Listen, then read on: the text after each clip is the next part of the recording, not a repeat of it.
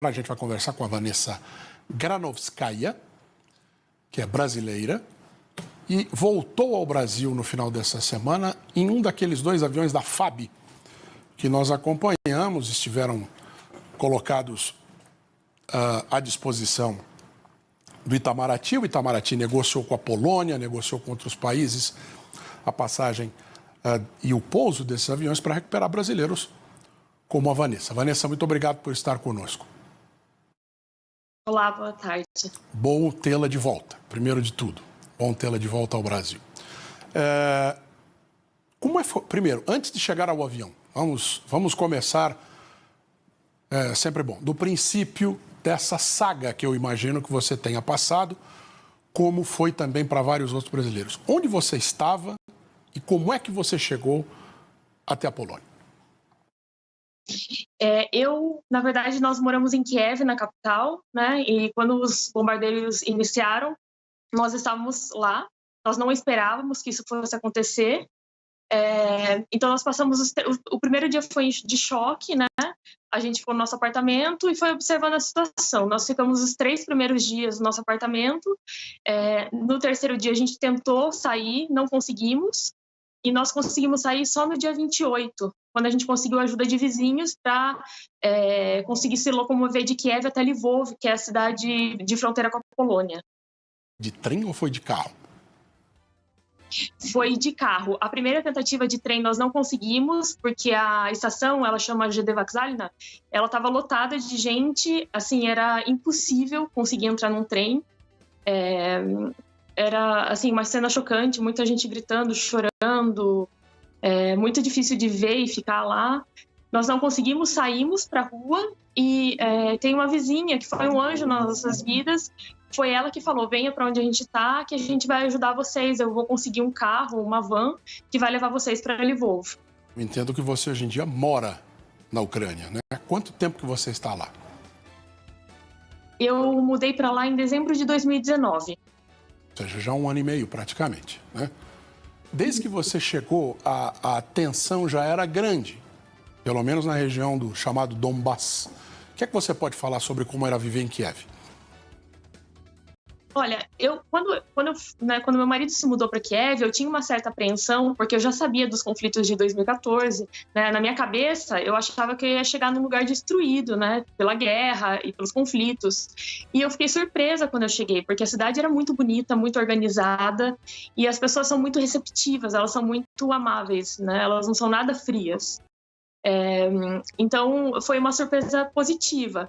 Essa tensão, eu não sentia nenhum tipo de tensão durante o dia a dia, não se falava sobre guerra, né? Quando começaram os rumores internacionais, né? Quando a mídia internacional começou a falar disso, eu comecei a ficar muito preocupada, só que a todo momento os ucranianos me acalmavam. Então eles falavam, não, Vanessa, não precisa se preocupar, porque não vai ter guerra, isso é impossível. Aí eles citavam a situação desde 2014, eles falavam que essa tensão já existia, só que o mundo não percebia antes, né?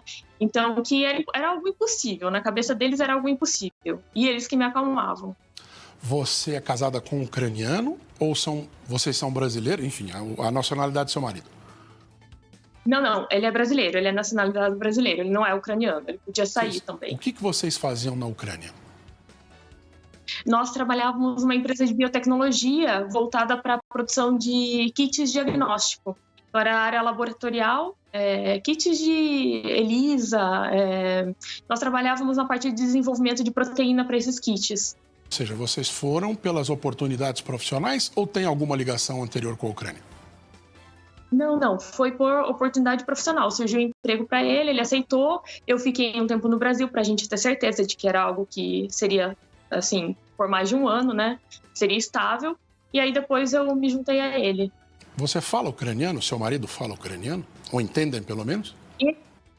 Ele fala russo fluente, porque nós vivemos em Moscou antes. Eu aprendi o russo de ouvir, assim, eu estava fazendo aula. Eu não aprendi ucraniano. Assim, eu sei algumas palavras, eu consigo entender alguma coisa, mas não é uma língua que eu posso falar que eu conheço, assim. Russo você fala? Vocês foram direto de Moscou para lá? Não, a gente voltou para o Brasil, a gente voltou para o México na época ainda, a gente trabalhou no México um tempo, depois voltamos para o Brasil, então já faz um tempo. Eu não sei te falar o ano exatamente, faz tempo, mas faz tempo já. Mas, enfim, você morou nos dois lados dessa história. Eu fui nos dois lados. Kiev é difícil, mais difícil, que as pessoas falem russo, como no leste, né? Mas, perdão, russo, exatamente. Em Kiev não é um problema, as pessoas elas falam os dois idiomas, isso nunca foi um problema, a comunicação lá sempre foi tranquila. As regiões mais de fronteira com a Rússia, o russo é predominante, e as regiões de fronteira com a Europa é ucraniano. Se você tentar falar em russo, eles nem sabem. Então é mais ou menos assim. Então.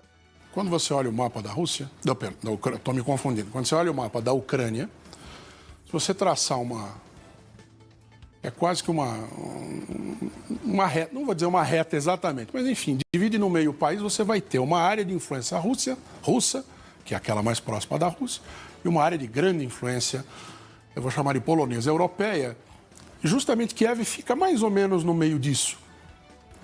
Isso era a Rússia, isso era a Ucrânia antes do que está acontecendo agora.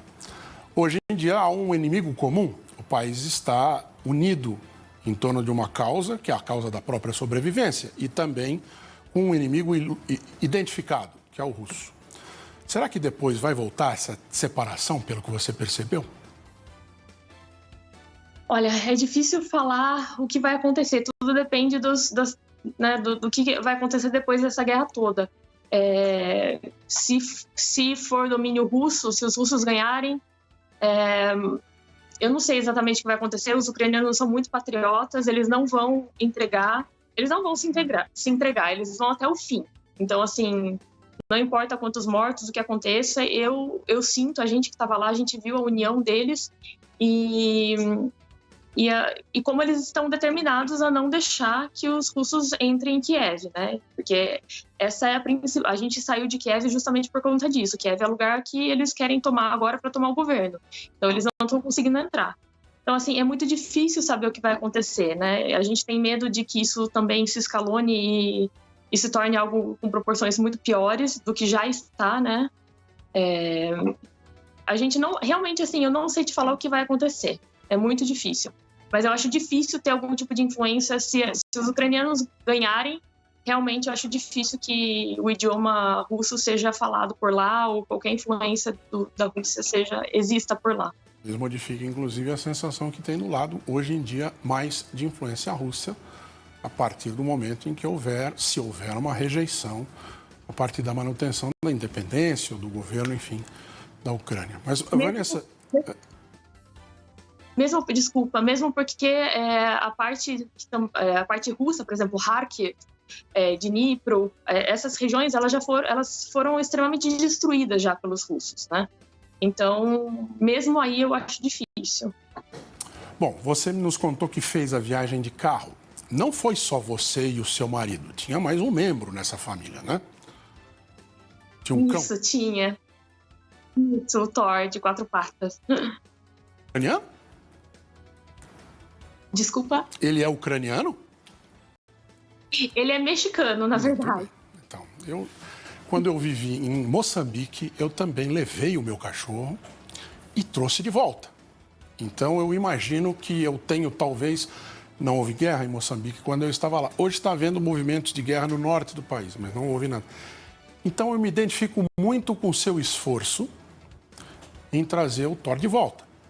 Eu imagino que não tenha sido simples. Hoje em dia, acho que está até mais compreensível por várias pessoas a importância que tem, quando você sai do lugar em que você está, você não deixar o seu bichinho para trás. Como é que foi isso para vocês? Na verdade, assim, foi algo...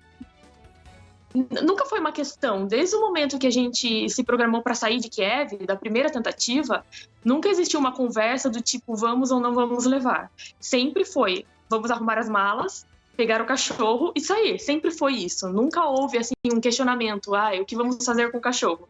Não existia isso, porque ele é nosso companheiro já de anos. Eu já viajei com ele, eu comprei ele no México, trouxe para o Brasil. Então ele sempre foi nosso filho, né, companheiro. Então nunca houve esse questionamento. Então nós pegamos ele, fizemos a primeira tentativa, não deu certo. Fizemos a segunda, quando a minha vizinha nos convidou para ir para esse local, a gente já avisou, mas tem o cachorro. A gente só vai com o cachorro, ela não pode trazer. Tem outras pessoas que trouxeram os animais sem problema. Então, assim, nunca foi um questionamento. A gente sempre era nós e o cachorro.